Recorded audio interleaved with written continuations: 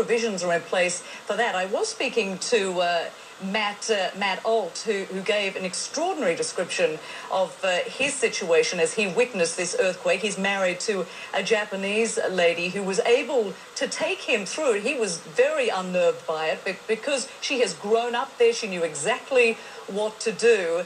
But this is the situation, isn't it, that people are realizing that this is very different to anything that they may recall in their living memory, this strength. When we heard from Ivan Cabrera, this is the 7th largest earthquake since they have been recorded.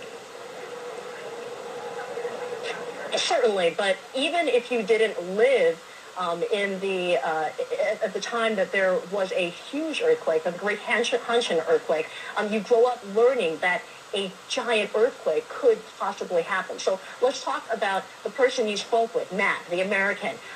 He must have felt a very different experience from the Japanese wife because she grew up understanding that the earthquake could happen at any time. You sort of learn that. You learn that from when you're a child.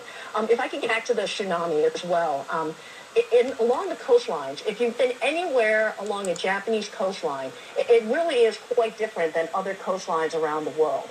If you go to a port, even though we're seeing some very, sizable devastation from the tsunami, what's different is that there are structures in place to try to protect the people of the town. Even in a town that could face a tsunami, people learn that they could evacuate at any moment if there is an earthquake. There are systems in place to try to help them get out of that. Certainly, if you have a sizable earthquake like what we just experienced, they can't protect everybody. But people in a small fishing village like the one we're seeing that's heavily being impacted by this particular, they do grow up learning at any moment I could evacuate. There are systems in place to try to help me get out of here. That house is going to get it. And the worst can always happen, but they do try to prepare, Rosemary. No, what are you doing?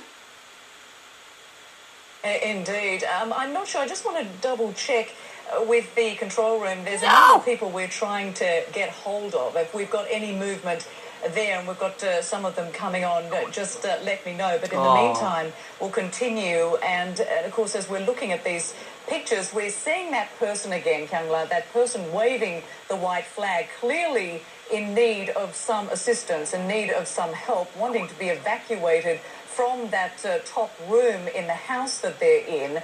That is the concern too, because at this point, what are authorities doing on the ground? Are they just letting this play out? Is there very much that they can do as this unfolds?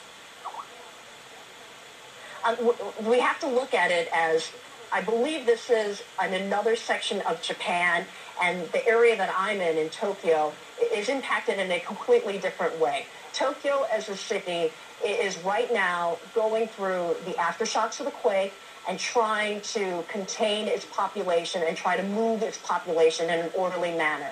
We try to keep the population calm because you have such a dense population in a large city, many people who commute, and an infrastructure that is shut down. There are some issues with some office towers that have caught on fire. There are some, I heard many ambulances driving around the city, so I would think that there may be some accidents on the ground as well here in Tokyo. But when we talk about what's happening north, where the tsunami is occurring, that's a different sort of crisis. When a tsunami hits, and if it is as devastating as this one appears to be, then you have an entirely different rescue mechanism. It's not about trying to keep people calm. It's about trying to rescue people. So that man that we're seeing waving that white flag, he is trying to be rescued. He's trying to alert the authorities that he needs to be pulled out.